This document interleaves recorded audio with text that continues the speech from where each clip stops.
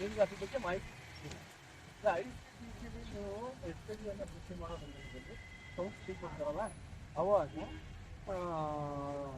ಯಾವುದ ವಿಚಾರವಾಗಿ ತಿಳಿಸ್ತಾರೆ ಎಚ್ ಐ ವಿ ಹೇಗಾಗ್ತದೆ ಹೇಗಾಗಲ್ಲ ಮತ್ತು ಎಚ್ ಐ ವಿ ಪರೀಕ್ಷೆ ಮಾಡೋದ್ರಿಂದ ಏನೆಲ್ಲ ಉಪಯೋಗ ಇದೆ ಅನ್ನೋದ್ರ ಬಗ್ಗೆ ಹೇಳ್ತಾರಲ್ವ.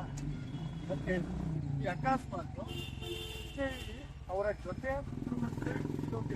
ತಿರುಗಾಡೋದ್ರಿಂದ ಅವ್ರ ಜೊತೆ ಓಡಾಡೋದ್ರಿಂದ ಅವ್ರ ಜೊತೆ ಊಟ ಮಾಡೋದ್ರಿಂದ ಈ ಬೆಳೆಯೋದ್ರಿಂದ ಏನಾದರೂ ಎಚ್ ಐ ವಿ ಬರುತ್ತೆ ಅಂತ ಏನಾದ್ರು ನಿಮ್ಮ ಮನಸ್ಸಲ್ಲಿದೆಯಾ?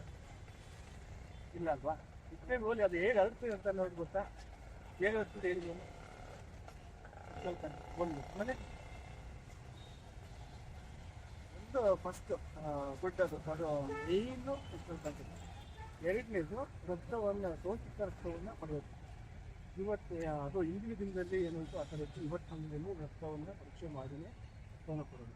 ಹಾಗಾಗಿ ಅದು ಅಷ್ಟೊಂದು ಒಂದು ಆಮೇಲೆ ಸಂಸ್ಕರಿಸದ ಸೂಜಿ ಮತ್ತು ಸಿರಂಜಿಗಳನ್ನು ಈ ಸೂಜಿ ಸಿರಂಜಿಗಳಂತ ಇವಾಗ ಡ್ರಗ್ಸ್ ಸಿಗುತ್ತಾ ಡ್ರಗ್ ಇಂಜೆಕ್ಟ್ ಮಾಡ್ತಾರೆ ಅವರಲ್ಲಿ ಸ್ವಲ್ಪ ಸಾಮಾನ್ಯ. ಇವತ್ತು ನಾವು ಯಾವುದೇ ಆಸ್ಪತ್ರೆ ಖಾಸಗಿ ಆಸ್ಪತ್ರೆ ಗೌರ್ಮೆಂಟ್ ಆಸ್ಪತ್ರೆಗೆ ಒಂದೇ ಸಿರಂಜಿ ಒಂದು ನೀಡಲ್ನಲ್ಲಿ ಚುಚ್ಚೋದು ಬಿಸಾಕೋದು ಮತ್ತೆ ಅದನ್ನ ವಾಪಸ್ ಮಾಡೋಕ್ಕಾಗಲ್ಲ. ಇದು ಬರೋದು ಎಪ್ಸಾಗಿತ್ತು ಅಂದರೆ ಡ್ರಗ್ನ ಬಳಸ್ತಾರೆ ಡ್ರಗ್ ಯೂಸರ್ಸ್. ಅವರಲ್ಲಿ ಏನಾಗುತ್ತೆ, ಈಗ ನಾನು ಅದನ್ನೇ ಚುಚ್ಚೋದು ಮತ್ತು ನೀವು ಅದನ್ನೇ ಚುಚ್ಚೋದು ನೀನು ಅದನ್ನು ಅವಾಗ ಯಾರಾದ್ರೂ ಅದು ಹೆಚ್ಚು ಏನು ಬರಬೇಕು. ಆ ಒಂದು ಸಂದರ್ಭದಲ್ಲಿ ಅದು ಉಪಯೋಗದಿಂದ ಮಾತ್ರ ಸಾಧ್ಯ, ಬೇರೆ ಬರಲ್ಲ. ಅಂದರೆ ಇನ್ನೊಂದು ತಾಯಿಯಿಂದ ಮಗುವಿಗೆ ಬರುವ ಸಾಧ್ಯತೆ ಅದು ಯಾವ ಸಂದರ್ಭದಲ್ಲಿ ಅಂತ ಸೋಚಿತ ತಾಯಿಯಿಂದ ಮಗುವಿಗೆ ಬರುವ ಸಾಧ್ಯತೆ ಇದು ಯಾವ ಸಂದರ್ಭದಲ್ಲಿ ತಾಯಿ ಗರ್ಭಾವಸ್ಥೆ ಡೆಲಿವರಿ ಆದ ಸಮಯದಲ್ಲಿ ಅಥವಾ ಎದೆ ಆದ ಈ 4 ಸಂದರ್ಭದಲ್ಲಿ ಮಾತ್ರ ಈ ಎಚ್ ಐ ವಿಗೆ ಯಾರು ಹೆದರಬೇಕಾಗೋದಿಲ್ಲ, ಭಯ ಪಡುವಂಥದ್ದೇನಿಲ್ಲ. ಅದು ಕಾಮನ್. ಇವತ್ತು ಕಾಯಿಲೆ ಶುಗರು, ಬಿ ಪಿ, ಕ್ಯಾನ್ಸರ್ ಎಲ್ಲ ಕಾಯಿಲೆಗಳು ಇರ್ತವೆ. ಅದೇ ಥರ ಕಾಯಿಲೆ ಸೇಮ್ ನೋಡಿ, ಈಗ ಬಿ ಪಿ ಇರೋರು ಮಾತ್ರ ದಿನ ಕುಡಿತಾರೆ, ಶುಗರ್ ಇರೋರು ದಿನ ಮಾತ್ರ ಕುಡಿತಾರೆ. ಅದು ಅದೇ ಥರ ಎಚ್ ಐ ವಿ ಮಾಡ್ತಾರೆ. ಹಂಗೆ ಈಗ ನಾವು ಒಂದು ಎಚ್ ಐ ವಿಯಿಂದ ದೂರ ಇರಬೇಕು ಅಂತ ಮಾಡ್ಬೇಕು. ಯಾವ ಎಚ್ ಐ ವಿ ದೂರ ಇರಬೇಕು ಅಂದರೆ ಬ್ರಹ್ಮಚರ್ಯವನ್ನು ಪಾಲಿಸ್ತೀವಿ, ಏಕಪತ್ನಿಕೆಯನ್ನು ನಾವು ಮಾಡಬೇಕು. ಸೆಕ್ಸುವಲ್ ಕಾಂಟ್ಯಾಕ್ಟ್ನ ಮಾಡಲೇಬೇಕು ಅಂತ ಹೇಳಿರೋ ಬಂದಾಗ ಕಾಂಡಮ್ ಬಗ್ಗೆ ಗೊತ್ತಾ?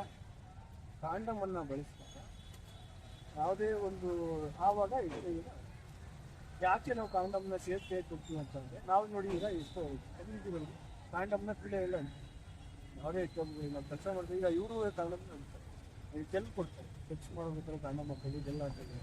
ಅವಾಗ ಅದನ್ನೆಲ್ಲ ಇಂತಹ ಕಾಯಿಲೆಗಳನ್ನು ಯಾವುದೇ ಕಾಯಿಲೆಯನ್ನು ತರಬೇಕಂದ್ರೆ ಸೆಕ್ಸ್ ಮಾಡುವ ಸಮಯದಲ್ಲಿ ಕಾಂಡಮ್ನ ಬಳಸ್ತೀವಿ. ಇಷ್ಟು ಶುಚಿಯನ್ನು ತಡೆಗಟ್ಟಬೇಕು ಅಂತಂದರೆ ಕಾಂಡಮ್ನ ಬಳಸ್ತೀವಿ ಮೇಯ್ನು. ಇಲ್ಲ ಅಂದರೆ ಆ ಒಂದು ಸೆಕ್ಸುವಲ್ ಕಾಂಟ್ಯಾಕ್ಟ್ನ ಹೋಗ್ಬಾರ್ದು, ಮದುವೆ ಆಗೋದು. ಹೌದಾ? ಎರಡು ಮೇಯ್ನಾಗಿ ಎರಡು ಮಾಡೋದು. ಸೆಕ್ಸುವಲ್ ಕಾಂಟ್ಯಾಕ್ಟ್ ಹೋಗ್ಬಾರ್ದು, ಹೋಗ್ತೀನಿ ಅಂತಂದು ಕಾಂಡಮ್ ಬಳಸ್ತೀವಿ. Thank you.